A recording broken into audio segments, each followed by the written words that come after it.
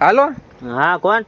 એલા તારી બાજુ વાળો બોલું હું કોણ? હા બોલ ને ભાઈ, હવે તું રોજ નવા નવા નંબર માંથી ફોન કરસ એટલે. એલા ભાઈ મેં તને કેટલી વાર સમજાવ્યો, તારા ઘરે આવીને તને સમજાવી ગયો, તારી સામે તારી ઘરવાળીને સમજાવી ગયો, તોય તમને નથી સમજાતું. હું સમજાવી ગયો? એલા એ જ કે કપડા હુકવો ને તો દોરી ઉપર ચીપિયા હોત રાખતા જાવ તમારા કપડા ઉપર. તો રાખી જ છી ચીપિયા, જોઈ લેજે હજી હુકાઈ છે લુગડા. હવે તંબુરો તમે ચીપિયા રાખો. હવે આજ હવારમાં તું નો કરીએ વઈ ગયો, પછી તાર ઘરવાળીએ પાછા કપડા હુકાઈવાય છે તો ઘાઘરો ઉડીને માર ઘરે આવી ગયો, ફળિયામાં પડ્યો છે.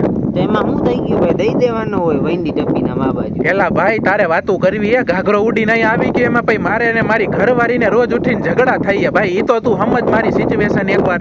અને કહી દેવાનું હોય બાજુમાંથી પવન આવ્યો તો ઉડીને આવ્યો, એમાં કઈ માથાકૂટ કરવાની હોય ભાઈ તમારે. પણ એ મને એમ કહે કે પવન ત્યારે જ આવે ને ઘાઘરો ત્યારે જ ઉડીને આપડા કેમ ફરિયામાં પડે જ્યારે હું ઘરે ન હોય? એટલે મારે શું કેવું?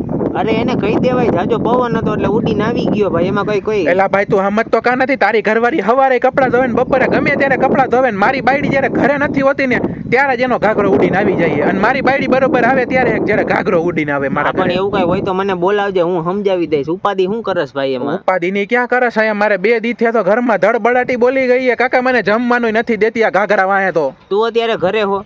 હા ઘરે હું. હા તો અમે બે માણા ઘરે બેહવા આવી. હાલો આવો હાલો. હા.